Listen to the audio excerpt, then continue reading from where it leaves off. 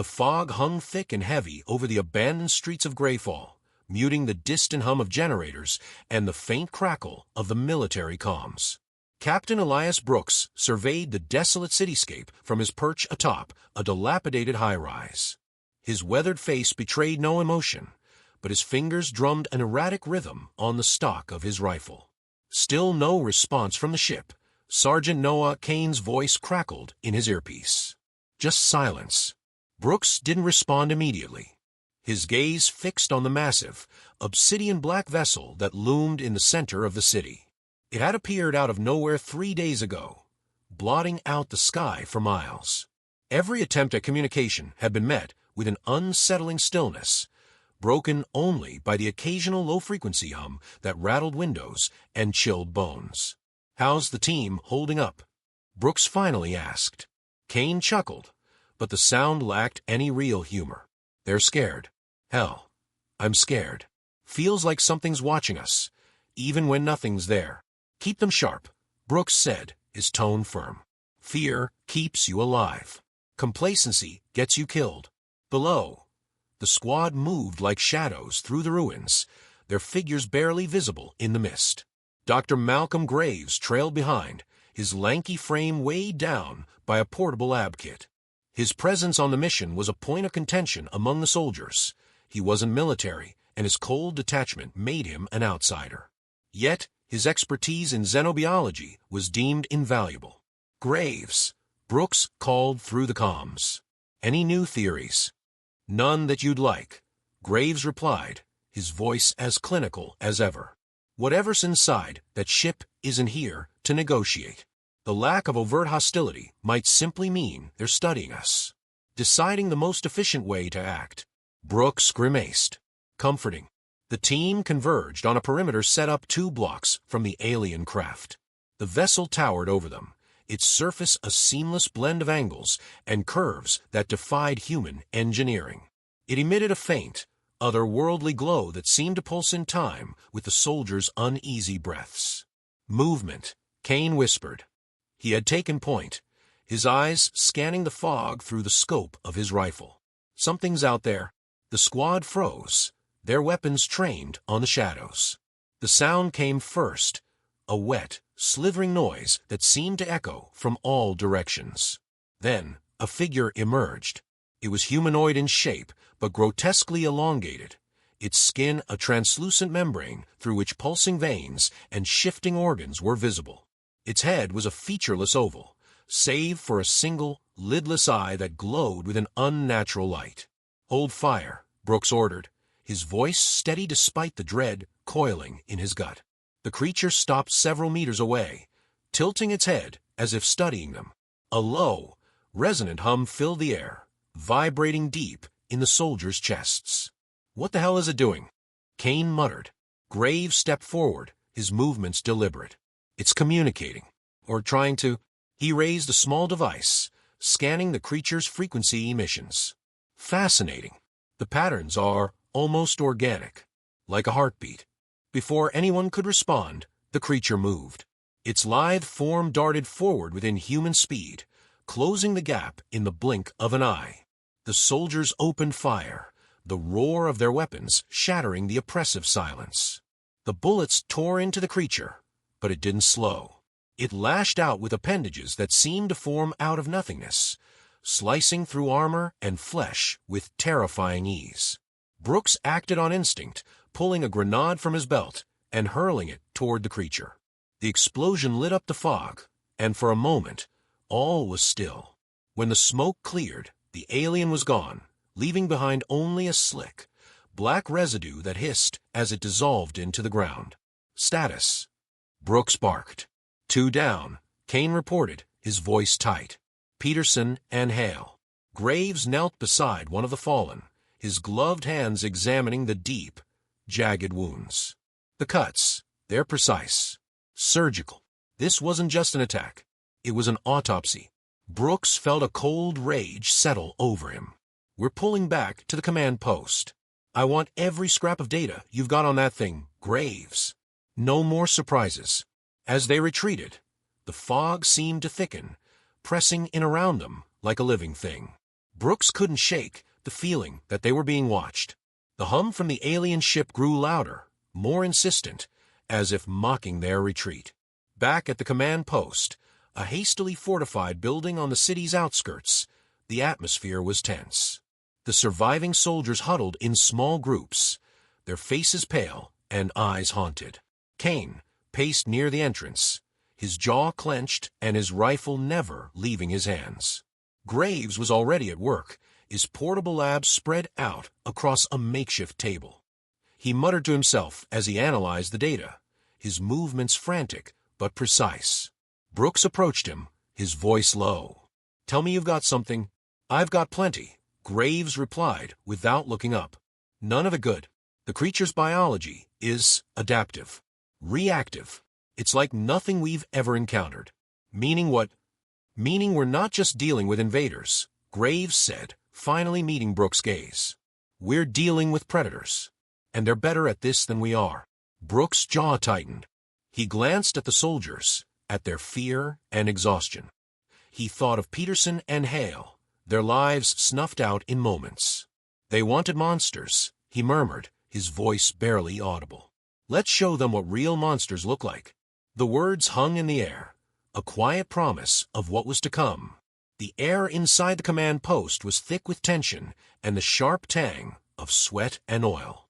Brooks sat at the head of a steel table, his knuckles white as he gripped the edge. His eyes flicked to the darkened window, where shadows moved like restless spirits. His men, the ones who were left, sat in grim silence around him. No one spoke. Fear was a tangible presence in the room, breathing down their necks, watching from the corners. Sergeant Kane shifted in his seat, the motion drawing Brooks' attention. "We need to hit back," Kane said, voice low but fierce. "Those things think we're prey. Let's show them otherwise." Brooks studied him, noting the hard lines etched deeper into Kane's face. The fire in his eyes burned with something darker than courage. "And what would you suggest?" "We barely scratched the last one." "We outthink them," Kane snapped. "They're flesh and bone. They bleed. We hit them where it hurts." Across the table, Dr. Graves scoffed quietly. His fingers worked at a scalpel, the blade glinting as he turned it in the dim light. "They're not like us," he murmured. "You think they fear pain the way we do? You're playing a game you don't understand, Sergeant." Kane leaned forward, his voice a low growl. "And what do you understand, Doctor? You think you can talk to them? Negotiate." He thumped a fist against the table. They tore Peterson apart. Hale didn't even have time to scream. "We're done waiting." Brooks raised a hand, silencing them both. His gaze was cold, calculating. "Enough." He let the word hang, heavy with finality. "We're going on the offensive, but we're doing it smart." Graves arched a brow. "Smart, Captain. Define smart when facing a predator that redefines the word." Brooks stared at him, his expression unreadable. "You're going to help us. Every weakness, every vulnerability. Find it. We don't just need to kill them. We need to break them." The words hit the room like a hammer. A heavy silence followed, thick with understanding. Kane grinned, a feral, toothy thing. "Now you're talking." It began with traps. Not simple ones. These were horrors born of desperation and ingenuity. The squad worked through the night, their hands moving with the precision of craftsmen, their hearts hardened by loss. Graves provided insights, a grim teacher explaining how alien flesh responded to heat, how their sinews could be torn by hooks, how their senses could be overloaded by specific frequencies. They built pit traps lined with razor-sharp spikes, mines laced with corrosive chemicals distilled from alien tissue, acoustic lures that emitted the same resonant hum the creatures used to communicate, designed to confuse and disorient. Brooks walked among them, silent, observing. He saw the transformation in his men, the way fear had given birth to something far more dangerous. They weren't just soldiers anymore. They were predators, lean and lethal, their eyes burning with the hunger to survive. When the fog rolled in again, thick and oppressive, they were ready. The first creature came just before dawn, its form materializing like a nightmare from the mist. It moved with that same unsettling speed, a blur of limbs and predatory grace. But this time, the humans were waiting. It stepped into a clearing, its head tilting as it picked up the strange hum of the acoustic lure. The trap triggered. Metal jaws lined with barbed spikes snapped shut, crushing the creature's torso. It thrashed, its high-pitched shriek piercing the air. Kane was on it in seconds, his blade a blur as he drove it into the alien's pulsing eye. Dark ichor sprayed across his face, but he didn't flinch. The creature spasmed once, twice, and went still. Brooks approached, his boots squelching in the ichor-soaked ground. He studied the alien, noting the twitch of its limbs, the still glowing veins beneath its translucent skin. "You feel that, don't you?" he whispered. "Even in death, you feel us." Graves knelt beside the corpse, already cutting into it. "Adaptive, reactive," he muttered, "but not invincible." The barbs tore through the muscle sheath. "If we modify the angle of the spikes, we could—" "Focus," Brooks said sharply. "This is war, not a research project." Graves didn't look up. "War is research. Survival is learning faster than your enemy." He sliced deeper, exposing the creature's internal structure. "Fascinating. The nervous system is decentralized. It doesn't think the way we do." Kane wiped the ichor from his blade with a grimace. "That makes it easier to kill." They moved methodically, each trap resetting with cold precision, each tactic refined by the brutal lessons of combat. The fog became their ally, a cloak of shadows that hid their monstrosities. The next attack came harder, faster. Two creatures, larger than the first, moving in terrifying coordination.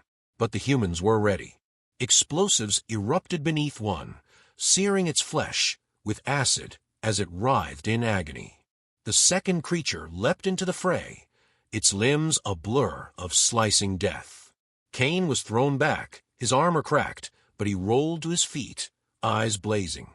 He charged with a snarl, driving his knife into the creature's flank, twisting it until he felt the pop of muscle tearing free. Brooks fired bursts of controlled precision, each shot aimed at weakening joints, severing tendons. Graves observed from a distance, cataloging every reaction, every spasm of alien flesh. When it was over, they stood among the ruins of their handiwork. The ground was soaked in blood, human and alien alike. Brooks looked at his men, at the shadows that had darkened their faces. "We're winning," Kane breathed, his voice almost reverent. Brooks didn't answer. His gaze lingered on the corpses, on the grotesque tableau they had created. Victory tasted bitter. Graves, wiping his hands clean, spoke with quiet finality. "Winning? No. We're evolving." The battlefield stretched out like a landscape torn from a nightmare. Alien corpses lay twisted and broken, their ichor pooling in dark, smoking puddles that ate through the concrete. Human bodies were scattered among them, faces frozen in expressions of terror and agony. A sulphurous mist clung to the ground, swirling lazily, as if savoring the carnage. The stench of death was thick and choking, a grim perfume that clung to skin and soul alike. Captain Brooks moved through the wreckage, his boots crunching on shards of bone and metal. His rifle hung loosely at his side, slick with blood, some his own, most not. The air pulsed with an unnatural hum, a steady, throbbing rhythm that seemed to emanate from the alien ship at the heart of the city. Its obsidian surface shimmered like oil, reflecting fractured glimpses of a dying world. Behind him, Kane limped forward, his face a mask of dried blood and fury. "This is it," he muttered, his voice raw. "One last push, and it's over." Brooks didn't respond. His eyes remained fixed on the towering ship, its dark mass casting a long shadow that seemed to reach out like skeletal fingers. His mind churned with memories of every fallen soldier, every scream that had been swallowed by the fog. Victory, if it could be called that, lay within reach, but at a cost too steep to count. Graves emerged from the haze, his coat streaked with alien fluids.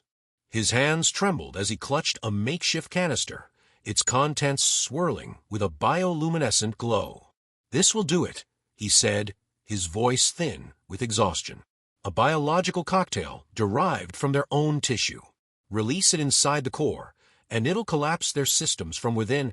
Kane snorted. "You've been saying that about every weapon we've tried. How is this any different?" Graves met his gaze with hollow eyes. "Because this one doesn't kill them. It corrupts them. It turns their adaptability into self-destruction." Brooks took the canister without a word, his fingers curling around it like a vice. He glanced at his two remaining men, Kane, with his relentless rage, and Graves, with his cold intellect. Together, they were all that remained of what had once been a squad of 20. "Are you ready to see it through?" he asked quietly. Kane grinned, feral and broken. "I was born ready to end this nightmare." They pressed onward, their breaths shallow as they approached the ship. Its entrance yawned open like the mouth of a great beast, exhaling a cold, fetid wind that whispered promises of death. Brooks led the way, his steps steady, unhurried. Fear had long since been burned out of him, replaced by a grim determination that refused to yield. Inside, the walls pulsed with a sickly glow, veins of alien matter throbbing as if the ship were alive. The air felt heavy, oppressive, each breath a struggle against an unseen weight. Strange symbols twisted and writhed across the surfaces, their meanings lost, but their intent clear. This was a place of power, a sanctum of something ancient and terrible. A sound echoed from the darkness ahead, a wet, dragging noise that sent chills racing up their spines. Kane raised his weapon, eyes darting between shadows. "Whatever's in here, it knows we're coming. Let it know," Brooks muttered. "Let it feel fear." They pressed deeper, their footsteps muffled by the organic floor. The ship seemed to react to their presence, the walls constricting, the hum growing louder, more insistent. Shapes moved within the dark, half-seen forms that shifted just beyond the edge of perception. Suddenly, a creature lunged from the shadows, its limbs a blur of slicing appendages. Kane fired without hesitation, the roar of his weapon drowning out the alien shriek. Bullets tore into its flesh, but it kept coming, its eyes burning with malevolent intelligence. Brooks moved with deadly precision, driving the barrel of his rifle into the creature's gaping maw and firing point-blank. Ichor sprayed in a steaming arc as the alien crumpled to the ground, its body twitching spasmodically. "Keep moving," he barked. "No stopping. No second chances." They reached the core, a vast chamber that pulsed with a sickly, phosphorescent light. Tendrils of alien matter writhed along the walls, converging on a central mass that beat like a colossal heart. The hum was deafening now, a thrum that resonated deep within their bones. Graves stepped forward, his eyes wide with a mixture of awe and revulsion. "This is it," he whispered, "the source of their power, their mind." Brooks shoved the canister into his hands. "Make it count." As Graves moved to place the device, the chamber shuddered violently. A roar erupted from the shadows, a sound that defied description, a noise that clawed at sanity itself. From the far end of the room, a massive figure emerged, its form a grotesque amalgamation of every horror they had faced. It was a living nightmare, limbs that stretched and twisted impossibly, eyes that burned with searing hatred. Its skin writhed with the faces of the dead, their mouths open in silent screams. Kane charged, his war cry lost in the cacophony. He emptied his magazine into the beast, but it absorbed the bullets as if they were raindrops. A tentacle lashed out, slamming him against the wall with bone-crushing force. Graves activated the canister, his fingers a blur of motion. The device hissed, releasing its deadly payload. The creature roared, its form convulsing as the toxin spread. Its eyes met Brooks, and for a fleeting moment, something resembling fear flickered within them. Brooks watched, unblinking. "We are the monsters," he whispered. The ship began to collapse, its walls melting, its hum turning to a dying wail. Brooks grabbed Graves, dragging him toward the exit as the world around them dissolved into chaos. They stumbled into the open air just as the ship imploded, a blast of energy rippling outward and disintegrating everything in its path. For a moment, there was silence. Then Brooks turned to the horizon, where another shadow loomed, darker, larger. The war was far from over.